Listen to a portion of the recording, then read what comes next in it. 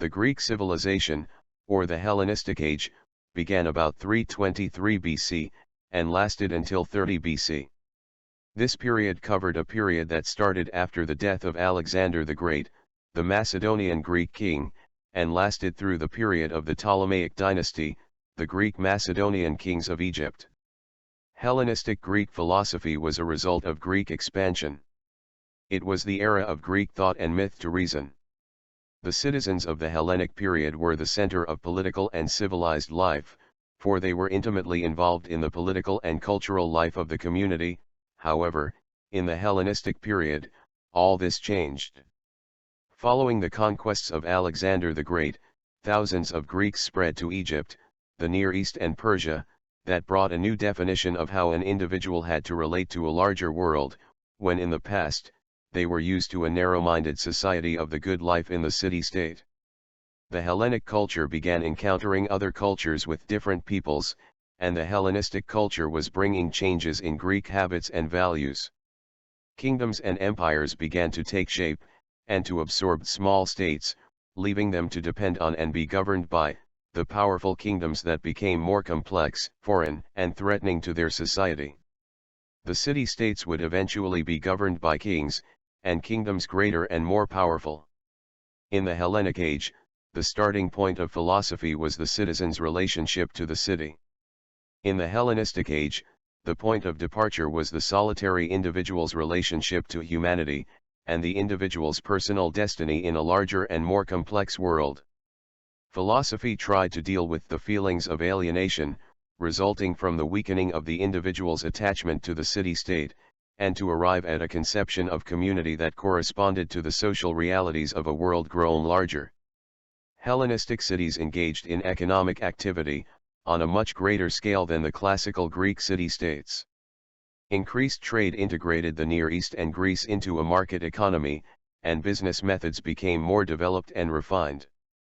The greatest city of the time, and the one most representative of the Hellenistic Age, was Alexandria, in Egypt, founded by Alexander the Great.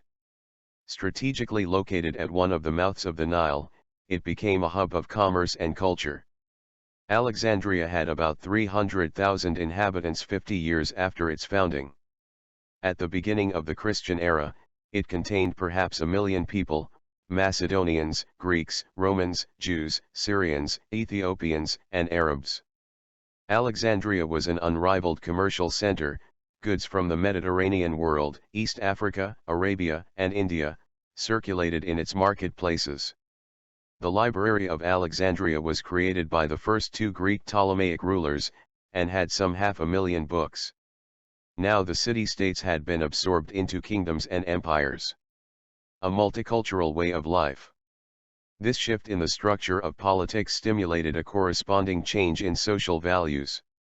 In the Hellenistic period, the Greeks lost much of their former local patriotism. Many fell into bewilderment and sought the good life for the individual only, without much regard for the community. At the same time, the older idealism of the Greeks, together with their reliance on reason, tended to decline.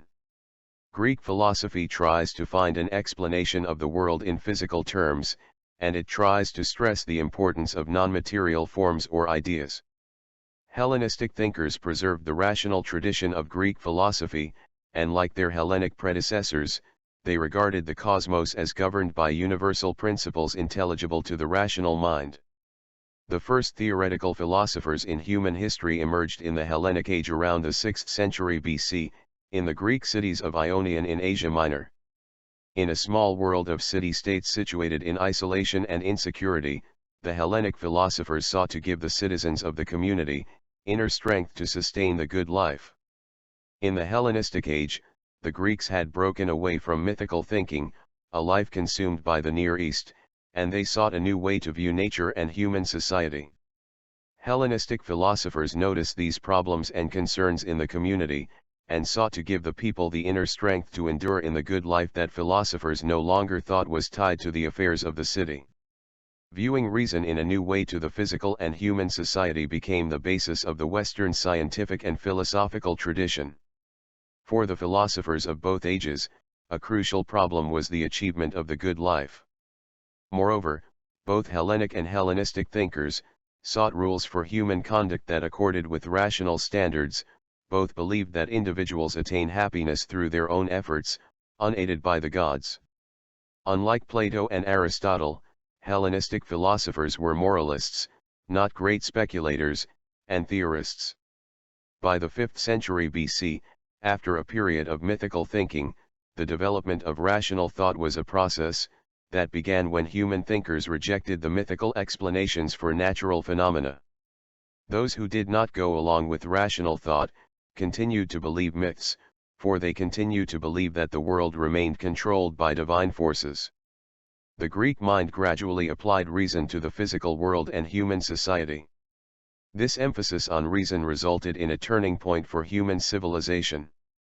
They integrated and originated this custom of reason, defined it, and applied it to their intellectual development and social life.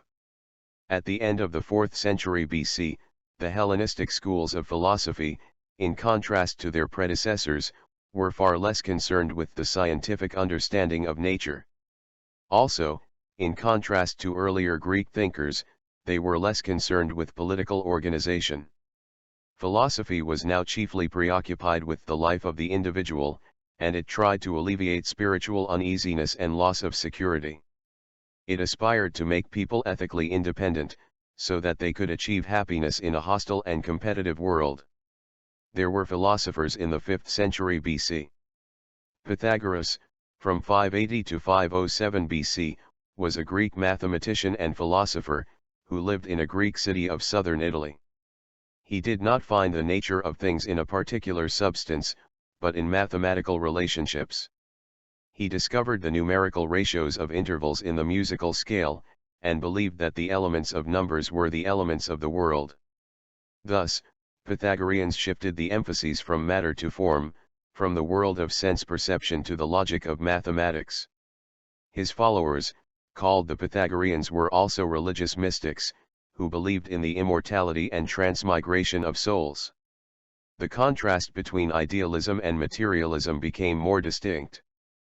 Pythagoras stressed the importance of form rather than matter in explaining material structure. He founded the Pythagorean school about 530 BC, at Croton in southern Italy, a school of philosophy that had more emphasis on religious and mystical than the Ionian school. He believed in metempsychosis that laid great stress on the importance of the soul, regarding the body only as the soul, imprisoned in the body that could be purified by study, and following a strict discipline of purity and self-examination. The view of ancient mythological was merged with the developing interest in scientific explanation. His system of philosophy combined ethical, supernatural, and mathematical beliefs into a spiritualistic view of life. Parmenides, from 504 to 450 BC, a native of the Greek city of Elea in southern Italy, challenged the fundamental view of the Ionians that all things emerged from one original substance. In the 5th century BC, Parmenides founded a school of philosophy, the Eleatic school at Elea, a Greek colony on the Italian peninsula. According to Parmenides, the leader of the Eleatic school, he regarded movement and the existence of separate objects in the world as illusions that only seem to exist, and the universe as single, continuous, and motionless. He discovered the law of contradiction and was the founder of formal logic. Parmenides' thought also had religious implications. The beliefs of Pythagoras and Parmenides formed the basis of the idealism of later Greek philosophy. Toward the end of the 5th century BC, as Greek industry and commerce expanded, a group of traveling paid professional teachers of logic and philosophy, called sophists, became famous throughout ancient Greece. The sophists played an important role in developing the Greek city-states, from agricultural monarchies into commercial democracies. They were the first to systematize the laws of thought, and were forerunners of the Socratic dialectic, and of Aristotelian logic. Later, a class of newly rich, economically powerful merchants sought to prepare themselves for public speaking, politics, and commerce, but lacked the education of the aristocrats. Therefore, they paid the sophists for instruction in the laws of thought. The sophists went from city to city, teaching mathematics, music, gymnastics, grammar, and poetry. Protagoras. From 485 through 411 BC, a 5th century Greek sophist and philosopher, and famous for his dictum, "Man is the measure of all things." Protagoras believed that there was no absolute good. Democritus. From 460 to 370 BC, was a Greek philosopher from the Greek mainland, renewed the Ionians' concern with the world of matter. He continues to develop the atomist theory of his teacher, Leucippus of Miletus, another Greek philosopher of the 5th century BC, who was the originator of the atomist theory of matter. The early Greek philosophers mainly rejected the old mythical explanations of nature, and gave to nature a rational foundation, and by holding that theories should be able to defend them logically, the early Greek philosophers pushed thought in a new direction. Philosophers in the 4th century BC, was one named Socrates. During the era from 470 to 399 BC, he was a Greek philosopher of Athens who devoted most of his life to philosophy, developing no formal doctrine, never founded a school, and wrote nothing, but he was one of the greatest philosophers of all times. Although he went about asking questions, he professed to know nothing. Socrates as we know of him comes only through his former pupils, Plato and Xenophon. His teachings and method of thinking were preserved down through the ages in the dialogues of Plato.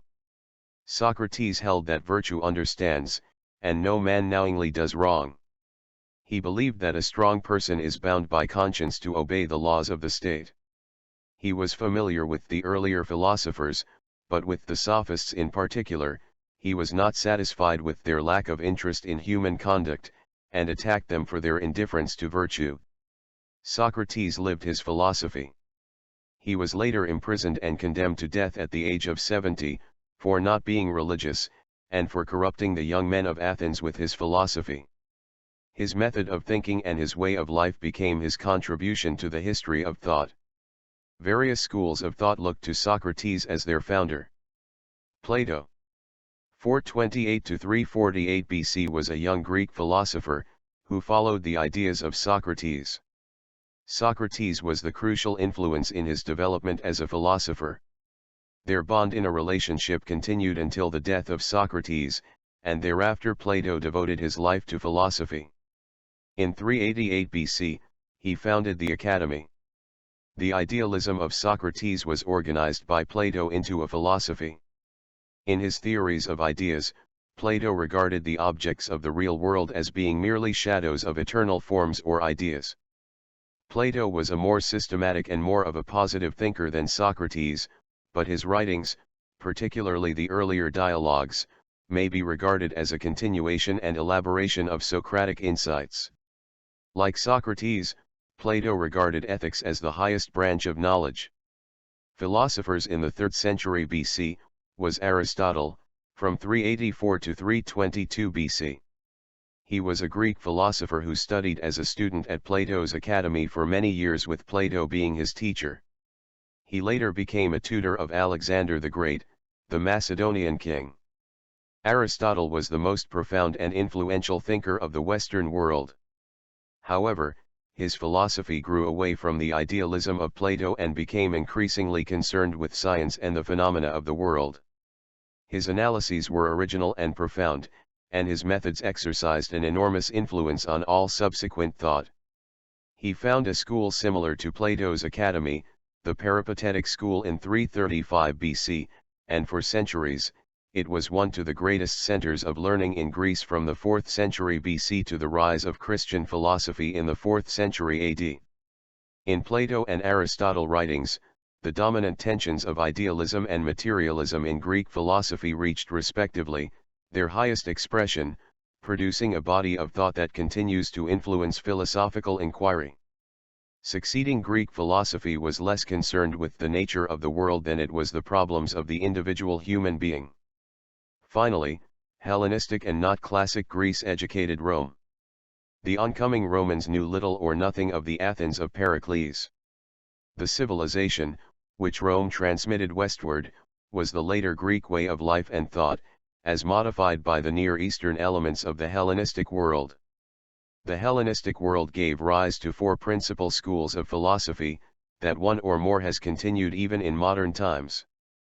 Athens remained a center of philosophy and learning, but these four schools differed whereas they were mainly materialistic individual philosophy at the time. They were the Epicureanism, the Stoics, the Skeptics, and the Cynics. Epicurus 341–270 BC, a Greek philosopher, was born on the island of Samos. His father was a schoolteacher, an Athenian who privately educated him. Epicurus founded a philosophical school in Mytilene on the island of Lesbos around 311 BC, and a year or two later he became head of another school in Lampsakis, now Lapski, Turkey. His system of philosophy was Epicureanism, that taught the essential doctrine that pleasure is the highest good, and the main goal in life. One had to withdraw from the evils of the world to pursue this highest good of pleasure. One had to avoid gross sensual pleasures, which tend to disturb peace of mind, cause physical pain, and mental anguish, and seek instead temperance, that is, to seek intellectual pleasures that give joy of the mind. This is done by conquering the fear of gods, death, and the afterlife. This meant freedom from pain, emotional stress, and upheaval through the practice of virtue. Epicureanism, at the early 4th century AD, had went out of existence, but in the 17th century AD, it had revived. It was brought back into existence by a French philosopher, Pierre Gassendi. Up until today, many prominent persons have accepted its principles. The philosophy of Epicureanism has attracted people of all ages, and even today the school was regarded as one of the leading schools of moral philosophy of all time. Skeptics.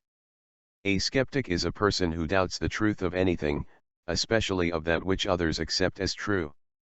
Pyrrho. 365 to possibly 275 BC. He was a Greek philosopher, and was born in Elis. He was taught by the Greek philosopher Anaxarchus.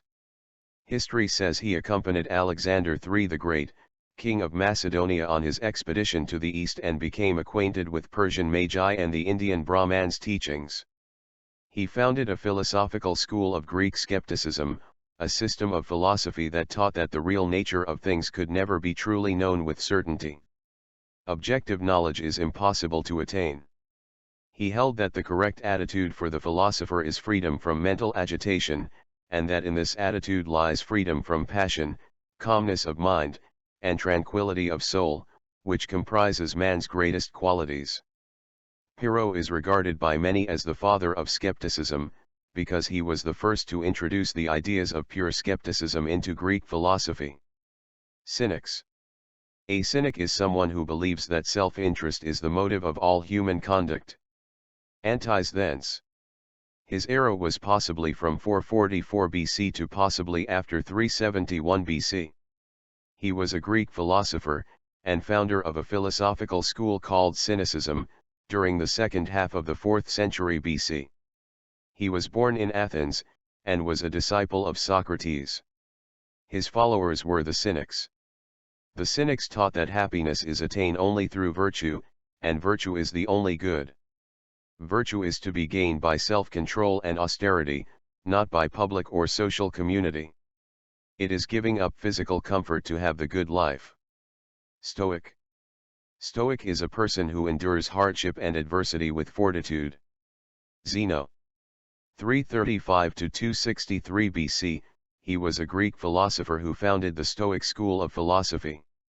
His philosophy was Stoicism, a metaphysical system that stressed the correspondence between man and nature as a whole. It became the most important philosophy in the Hellenistic era. The Stoic school was one of the most influential schools of the Greco-Roman era, and a bad influence on pure Christianity. Stoics taught the doctrine of Stoicism that one can achieve freedom and serenity only by becoming free from passion, unaffected by joy or grief to material luxuries and external wealth, and being submissive to natural law, peacefully accepting all things as the result of divine will, and dedicating oneself to a life of reason and virtue. They held to a somewhat materialistic conception of nature, that for one to have peace of mind, it comes only by limiting desires to what it was possible to achieve.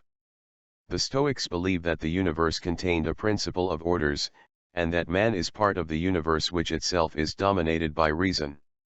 They believe that every man is part of God, and that all men form a universal society, would prepare the way for the coming universal religion. Stoicism gave theoretical expression to the world-mindedness of the age. Their doctrine of natural law later had an important influence on Roman and Western law. In Acts 17 verses 16 through 34, Paul encountered certain Epicurean and Stoic philosophers at Athens. In contrast to these philosophers, Paul the Apostle believed that true happiness is found only in Christ, and following His will, that we may have eternal life. Thank you for listening. If this video has been a blessing to you, please like, subscribe, and share. Thanks.